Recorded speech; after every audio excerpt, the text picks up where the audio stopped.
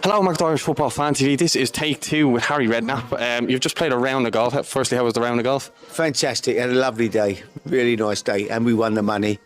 Not a lot, but we won a few quid. And my partner carried me a bit. I didn't play great, but I enjoyed it. Yeah, well, look, we'll get back into the questions because you did a video with us last night, in fairness, and he took his time to give us another chance to do it again because technical difficulties and all that. But yeah, okay, Harry, your favourite Irish drink? You mentioned last night that you don't really drink. No, I've never drunk a Guinness. My nan used to drink Guinness. Loved a Guinness, pint of Guinness, but I've never tried it. I had a sip last night for the first time. It tasted all right, to be honest, but I've never drunk a glass of beer, so I'm really not. If I was going to have a beer, I would drink a Guinness. Maybe I'll try one tonight. Yeah, it's probably a bit late to get into it. Do you know what I mean for yourself? You know. Yeah, I don't really want to get into it. I'm quite happy not being into it. No worries. Sorry. So, your favourite Irish food? I think last night you said you only knew of Irish stew, really. I do really. That's about all I know. The Irish stew. Yeah, that's good. But the food's all good here. I mean, you know, when I've been out for dinner here any time, I always find the food's really good in Ireland. All right, so there you go. And your favourite Irish player? Have to be Robbie Keane. You had a different answer last night. Did I? Chippy Brady. Liam Brady, yeah. I did say Liam Brady. And Paul McGrath. And Paul McGrath. They were all great players. And Roy Keane. Yeah. But no, Robbie's still my favourite. I love Robbie as a fella, as well as a great player. You know, he's a real good lad, Robbie. I'd love to see him involved in football, coaching somewhere. He's wasted, got so much enthusiasm for the game. He should be in there somewhere. We'll get to Robbie in a couple of minutes because he did get in touch with us, and I'll read that out at the end. I asked you last night as well, did the chance ever come up to manage the Republic of Ireland, and was it ever a job that you were interested in, considering you'd worked with a lot of Irish players? No, I never got the offer to manage the Irish team. No, it would have been interesting for sure. I mean, look what Jack did here. You know, you had an Englishman, Jack Charlton. He was amazing. The times you had there with Jack, they were great times. So yeah, it would have been a job I would have enjoyed, but I never got the offer. So that was it, really. You managed some top players from the likes of Modrić, Berbatov, Di Canio, Van der Vaart, Robbie Keane. Who were the top three players? Your favourite top three players that you managed? Luka Modrić. And why? He was just a fantastic footballer, class. You know, just a great pro, coming every day, trained hard, just not a minute's problem. So low maintenance, family man, lived for football. Still a great player now, 37. He was a left winger when I went to Tottenham, and I moved him inside to play him central. Everybody said, Harry can't play there, he's not strong enough. That was all the coaching staff at Tottenham. And I said, he can play there. And they've never played anywhere else since. Been amazing. He'd have to be, for me, he's my favourite. But then I had people like, it's hard to say, because I had Rio when he was young, Frank Lampard when he was young, Michael Carrick when they were young. Di Canio was a genius, so I'd have to put Di Canio in there. He'd have to be right there. And Gareth Bale was an amazing player as well. So they'd probably, but then I had people like Sol Campbell, Sylvain Distin was a great player, you know. I had a boy called Lassana Diarra, played for me at Portsmouth. Oh my God, he was so good. A French boy, absolute incredible player. He went to Real Madrid for £25 million back in the day from Portsmouth, when 25 million would be the equivalent of 100 million now, you know. Yeah, he was a good sitting French midfielder. He went by last, didn't he, on the back of his jersey? Yeah. Lassana, yeah, good player. Then we spoke then just on managerial advice. We spoke about Frank Lampard. Things ain't going too well for him, I suppose, this season. Any worse. Yeah, but what advice would you have for him as a manager? Well, I don't know what he can do, really. He's took over a team that haven't got a centre forward. No one can score a goal. It's an impossible job at the moment, but you're only as good as your players. Sean Dyche goes in at Everton. Oh, Sean has turned them round. He's so different. They can't win a game. The players are not good enough.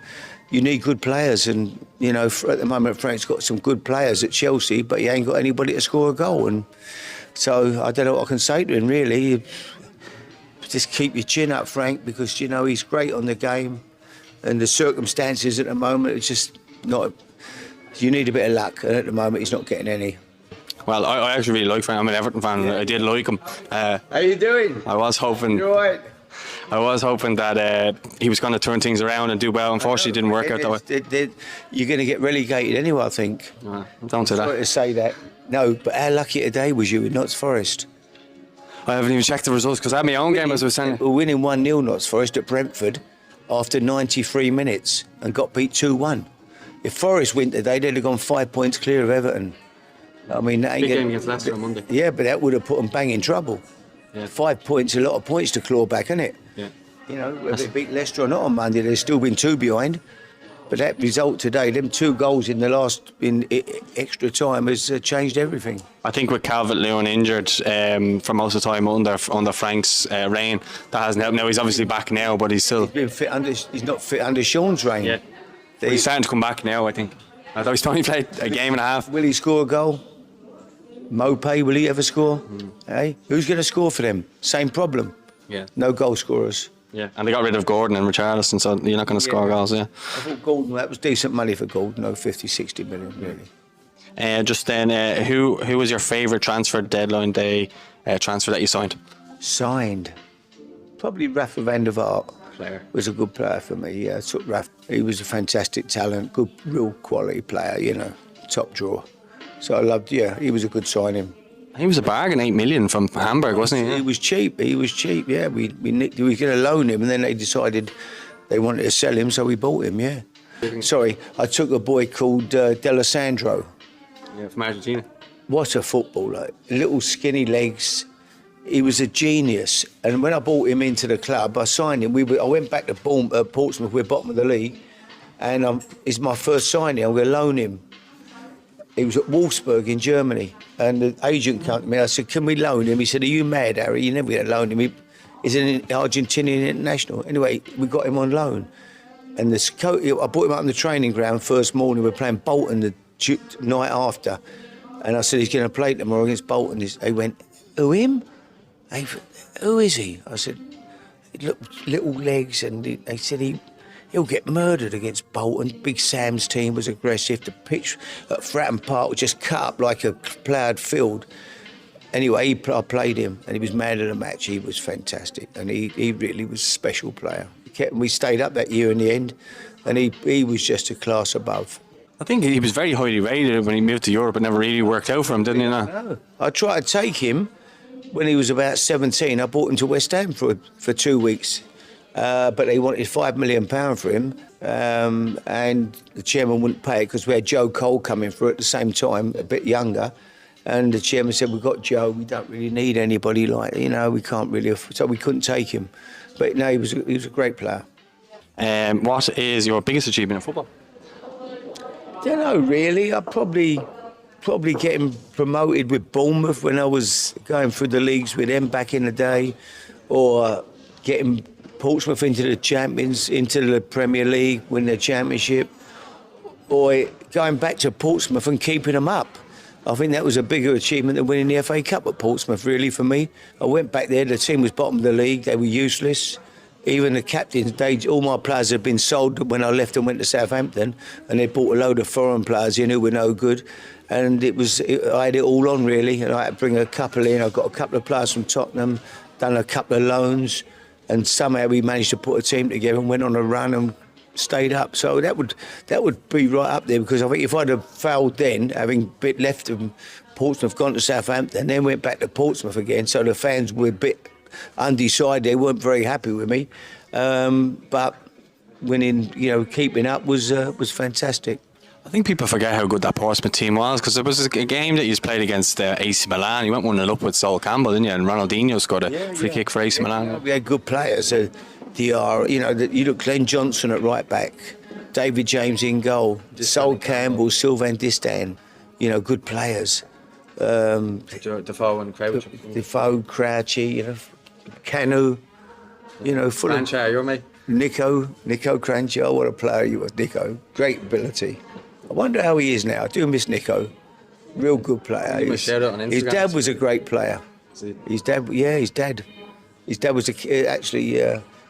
was an international player. But no, they all loved Nico. Modrić loved him. They all thought he was a great player. He could really play, Fine left foot in him. Yeah. And what's your biggest achievement in life, Harry? Being married all these years? Yeah, that was easy though. If you knew my missus, that wasn't hard to be married to Sandra. It's got 55 years. It was easy. She's just so easy to get on with, you know. We get on great. We never, honestly, I know it's stupid. I don't we ever have a row, really. You couldn't row my missus if you tried. She's so placid. So, yeah, my life's been good. Nice. I'm sure all the I'm a Celeb fans will love that one as well. Just on Robbie Keane, right? He was in touch with us and he just said to ask you, or he said he asked about Soccer Aid and he said how him and Dermot Kennedy got a sing-song going. So what's the story behind that? No, there was every night in the bar they'd have a sing-song, you know. And Dermot Kennedy's got an amazing voice. I love listening to him sing. And Robbie can belt out a tune as well. Robbie's good. So there, it was good. They'd start the singing off and then you'd have them all joining in, you know, Robbie Williams, whoever was there. H. I didn't even know who H was. My grandkids said to me, Pop, get a picture of H. I was saying, who's bleeding H? I thought I was H. He was a rapper. He was there. There was, all, you know, I didn't know half of them, but they'd all be singing in the bar up to about 3 o'clock in the morning. So, I might be in a couple of weeks' time again at the Soccer Aid. I'm sure they'll all be there singing again all night, keeping me awake. You mentioned that Dermot Kennedy had serious ability as a player last night, and that he could potentially, or he could have potentially been a pro. Made a living at the game. He's a real good midfield player, strong, good passer, real good footballer. Definitely could have made a living at the game. I'm sure he'll love that if he sees that now. The best. It'd be him and Mark Wright would be the best celebs I've seen. Ollie Murs is a decent player, but I think Dermot Kennedy really is a good footballer. Nice. I'm sure he'll love that if he sees it.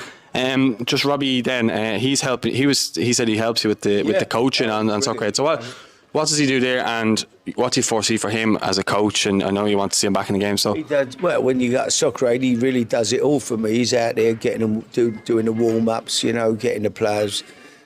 Taking most of the training for me, and Robbie's brilliant, full of enthusiasm, loves the game. His enthusiasm comes through all the time, and that's why he should be in the game. Even a club like Tottenham now, they should bring him in. Ryan Mason's took over. Bring Robbie in to work alongside him. They need somebody to lift the place at the moment. It's flat, and no disrespect, Ryan Mason's a very quiet guy. They need a Robbie Keane in there to give it a lift, and it's a shame he's not involved. I'm sure he will be eventually, but somebody out there will keep pushing for him, that's for sure. Yeah, well, listen, Harry, I just want to say a huge thanks. My hands are a bit clammy, but thanks so much for giving up here again twice. What a gent. And shout out to the guys at Iconic Promotions as well, who sorted out the night with Harry last night. Shout out to Al Ford, who's sitting right there. And listen, I hope you enjoy the rest of your time in Dublin, so thank you very much. Great time. The lads have looked after me. Al's been brilliant. His dad, Charlie, they're just special people. And I couldn't tell you how much I've enjoyed coming to Ireland again. The people here are special. Listen, Harry, enjoy the rest of your time. Thank you. On the pitch as well. What was that experience like? I suppose Pep as well. Yeah, so it was a really good opportunity for me to go away on pre-season tour with them.